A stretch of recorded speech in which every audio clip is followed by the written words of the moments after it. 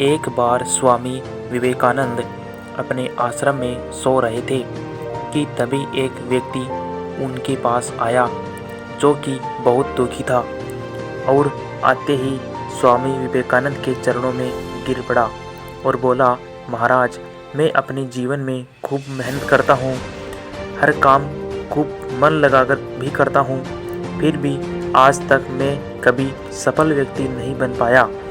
उस व्यक्ति की बातें सुनकर स्वामी विवेकानंद ने कहा, ठीक है, आप मेरे इस पालतू कुत्ते को थोड़ी देर तक घुमाकर लाइए, तब तक आपकी समस्या का समाधान ढूंढता हूँ।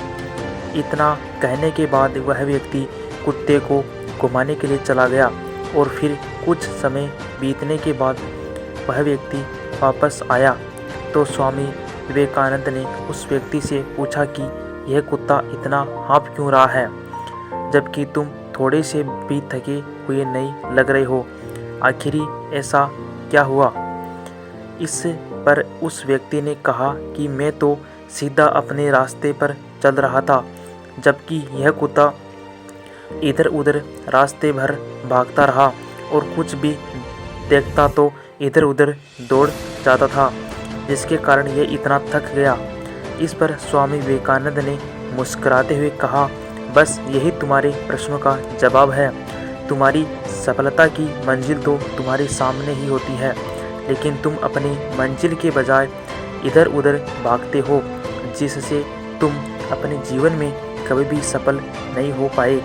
यह बात सुनकर उस व्यक्ति को समझ में आ गया था कि यदि सफल होना है तो हमें अपने मंजिल पर ध्यान केंद्रित देना चाहिए।